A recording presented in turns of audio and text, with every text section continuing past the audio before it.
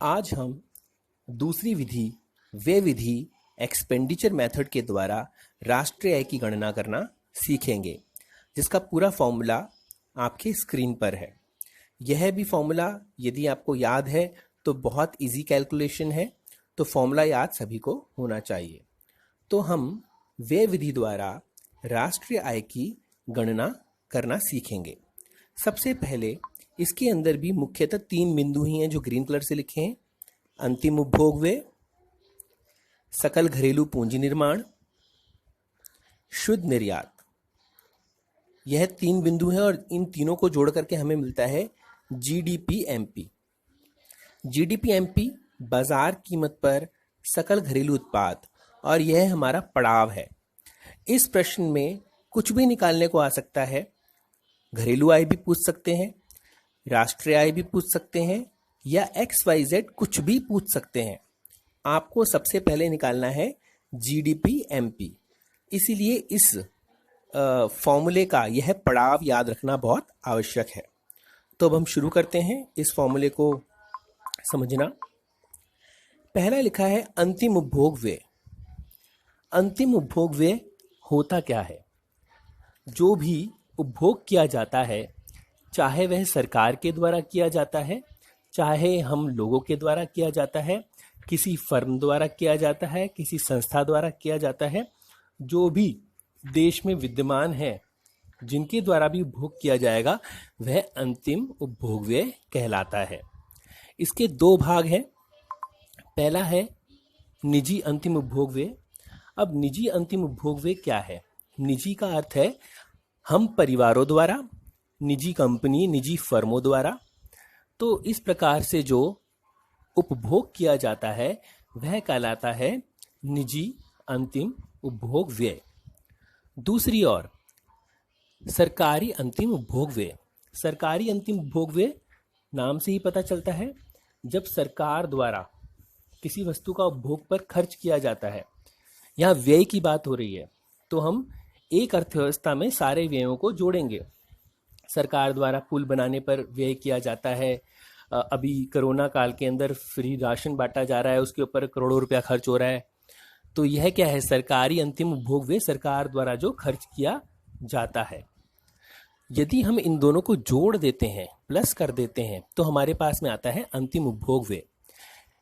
प्रश्न में अंतिम उपभोग व्यय लिखा है तो इन दोनों की आवश्यकता नहीं है, लेकिन यदि अंतिम उपभोग व्यय नहीं दे रखा तो हमें इन दोनों को जोड़ करके अंतिम उपभोग व्यय निकालना पड़ेगा। ठीक है, तो पहला हो गया अंतिम उपभोग व्यय। दूसरा है सकल घरेलू पूंजी निर्माण। सकल घरेलू पूंजी निर्माण, यहां पर याद रखेंगे घरेलू के स्थान पर देशीय वर्ड भी आता है। देशीय वर्ड का अर्थ क्या होता है? घरेलू, देश की बात हो रही है, तो इसके अंदर कोई कंफ्यूजन ना रहे किसी को। सकल घरेलू पूंजी निर्माण, इसे ध्यान से देखेंगे क्योंकि यह बहुत इंपॉर्टेंट टर्म है हमारी। सकल देशीय पूंजी निर्माण के भी 2 भाग हैं। पहला है सकल घरेलू स्थिर पूंजी निर्माण। बेटा, सकल घरेलू स्थिर पूंजी निर्माण ऊपर और नीचे सेम है, लेकिन स्थिर ऐड हो रखा है। ध्यान देंगे तो पेपर के अंदर ध्यान देना है। यदि ऊपर वाला दे रखा है तो इन दोनों की आवश्यकता नहीं है हमें, क्योंकि हेडिंग दे रखी है। लेकिन यदि ऊपर वाला नहीं दे रखा तो ध्यान से देखना है हमें कि सकल घरेलू पूंजी निर्माण है या सकल घरेलू स्थायी या स्थिर। यहाँ पर ना कुछ भी वर्ड आ सकता है, स्थिर, स्थायी, अचल, मीनिंग होता है फिक्स्ड। तो सकल घरेलू पूंजी निर्माण है, इसे हम करते हैं प्लस। और सकल घरेलू पूंजी निर्माण जो है बेटा, ये सकल घरेलू पूंजी निर्माण निकालने का भी एक फॉर्मूला है जो मैं इसके बाद में बताऊंगा, तो सभी उसको भी ध्यान से देखेंगे, समझेंगे। ठीक है, उसके बाद में आता है स्टॉक में परिवर्तन।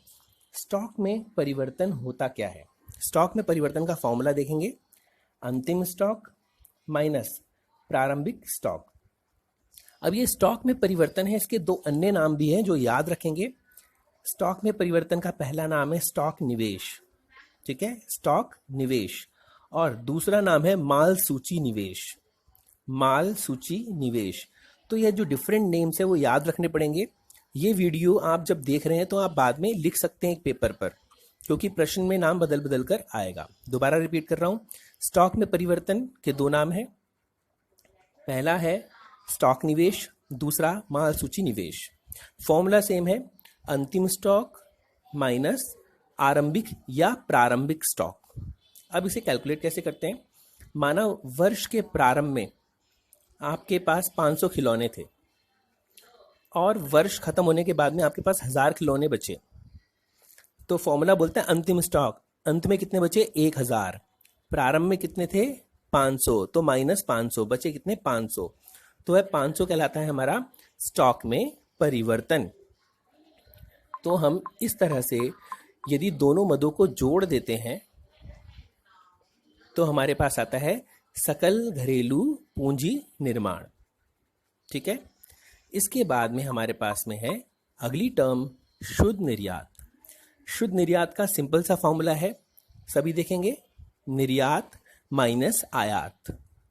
निर्यात का अर्थ हम जानते हैं, जब हम वस्तुओं और सेवाओं को दूसरे देशों को बेचते हैं तो वह निर्यात है, और आयात जब हम दूसरे देशों से खरीदते हैं, वस्तुओं को मंगवाते हैं। तो निर्यात में से आयात माइनस कर देंगे तो वह कहलाता है हमारा शुद्ध निर्यात।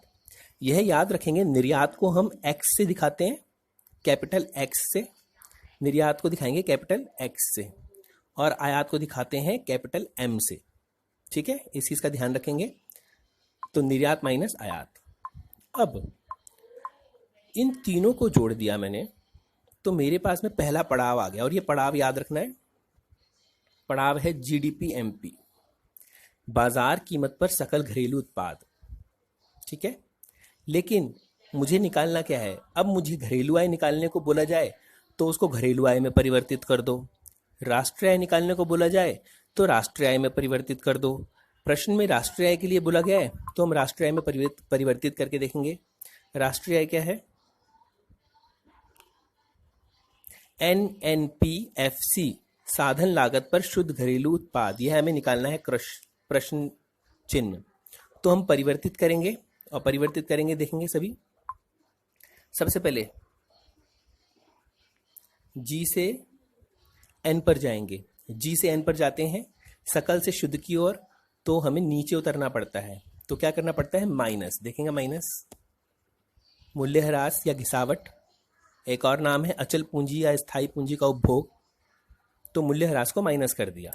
ठीक है, उसके बाद में एमपी से एफसी की ओर। जब हम एमपी से एफसी की ओर जाते हैं तो हमें क्या माइनस करना पड़ता है? माइनस शुद्ध अप्रत्यक्ष कर। अब यहां पर जो मैंने फॉर्मूला बताया था, माइनस हो रहा है शुद्ध अप्रत्यक्ष कर। शुद्ध अप्रत्यक्ष कर दे रखा है तो माइनस कर दो, लेकिन उसके घटक दे रखे हैं अप्रत्यक्ष कर और आर्थिक सहायता। तो फॉर्मूला है अप्रत्यक्ष कर, तो अप्रत्यक्ष कर क्या हो जाएगा? माइनस, और आर्थिक सहायता क्या हो जाएगी? प्लस। ठीक है, इस तरह से फॉर्मूला लगाना है। यह भी चेंज हो गया। उसके बाद में डीपी से एनपी। डीपी से एनपी, घरेलू आय से राष्ट्रीय आय की ओर जाएंगे तो हमें करना पड़ता है प्लस।